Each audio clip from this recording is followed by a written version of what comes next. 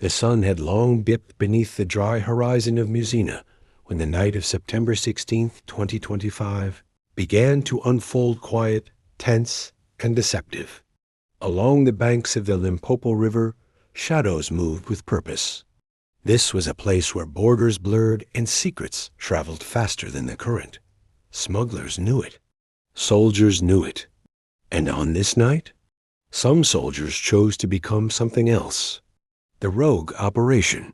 At almost midnight, a small SANDF Unit 5 members sworn to protect the nation moved, under the cover of darkness, toward Hartenvilla, near the Malala Drift Road. This was not an official mission. No orders. No oversight. No accountability. Among them was a female soldier, hardened and silent, her presence a reminder that betrayal wears no single face. They weren't alone. 2 undocumented Zimbabwean nationals guided them, men who knew the smuggling routes like veins across the land. Together, they waited. Then came the convoy.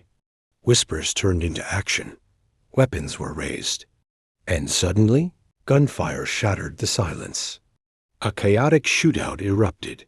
Bullets tore through the night air as smugglers scrambled for survival. In the confusion, they abandoned their cargo, 24 boxes of illicit cigarettes. For a moment, the soldiers stood victorious. But this was no victory. It was theft.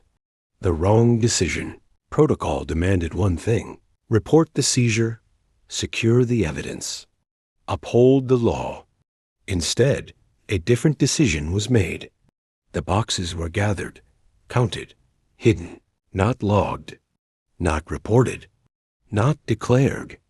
They transported the contraband to a temporary military base, Sediba Sai Tlu, a place meant for operations, not corruption.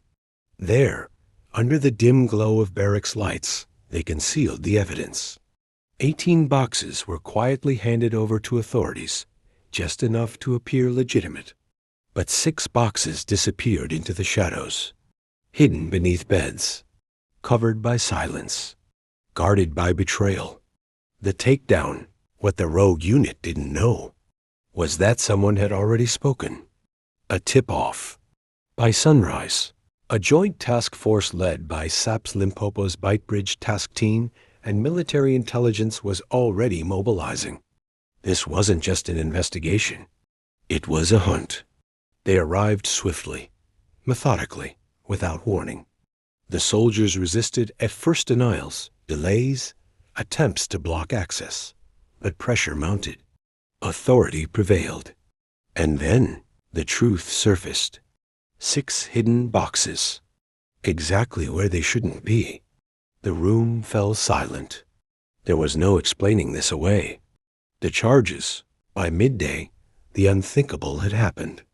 Members of the South African National Defense Force were in handcuffs. 5 soldiers, 2 foreign nationals, all arrested, all exposed. The charges came swiftly and heavily. Corruption, possession of illicit cigarettes, unlawful discharge of a firearm, and defeating the ends of justice. Their ages ranged from 26 to 42, young enough to have known better, old enough to understand the consequences. September 18th, 2025. Judgment begins. 2 days later, they stood before the court in Musina. Uniforms replaced by civilian clothing. Authority replaced by accusation. The courtroom air was thick, not just with legal tension, but with disappointment. Because this wasn't just crime. It was betrayal. Aftermath. A nation watches.